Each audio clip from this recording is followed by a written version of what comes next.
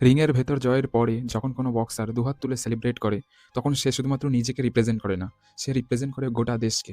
Boxer ওয়াসিয়া নিজের জয়ের পরে আল্লাহু আকবার বলে চিৎকার করে সেলিব্রেশন করেন। তবে এটা কোনো প্রভোকেশন ছিল না, বরং ভগবানের উপর আস্থা এবং বিশ্বাস রেখে তিনি বছরের পর বছর কঠোর পরিশ্রম এবং নিষ্ঠা এবং ট্রেনিংয়ের মাধ্যমে তিনি যে জয় পেয়েছেন, সেটাই তার বহিঃপ্রকাশ ছিল। নীরাজ গোয়েতো তার জয়ের পরে জয় বজরং বলি বলে সেলিব্রেশন করেন।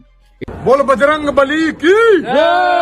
এটাও কোনো শো অফ ছিল না, এটাও ছিল ভগবানের উপর ধৈর্য এবং বিশ্বাসের বহিঃপ্রকাশ, যার মাধ্যমে তিনি এই জয় হাসিল করেছেন। দুজনের ধর্ম আলাদা, কিন্তু তাদের লক্ষ্য একই, সেটা হলো আমাদের দেশ। আজ যেখানে বাংলাদেশের মতো একটা দেশ, যেখানে হিন্দু মুসলমানের মধ্যে ধর্মীয় বিভাজন, ধর্মীয় উৎপীড়নের কারণে দেশটা একরকম প্রায় শেষ হয়ে যাচ্ছে, সেখানে আমাদের ভারত ঐক্যের প্রতীক হয়ে দাঁড়িয়ে আছে।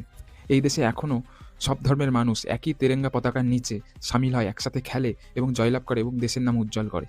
ওয়েসি কিংবা নীরাজ তাদের জাত, ধর্ম, বর্ণ আলাদা হতে পারে, কিন্তু রিংয়ের মধ্যে যখন তারা খেলা করে তখন তাদের আইডেন্টিটি একটাই হয়, তারা ভারতের। আর এটা শুধু ভারতীয় ফাইটারদের কথা নয়, ইন্ডিয়া এমনই একটা দেশ যেখানে বিভিন্ন জাতের মানুষ, বিভিন্ন বর্ণের মানুষ জাতীয় স্তরে একসাথে চলতে জানে এবং একসাথে চলতে পথ দেখায়।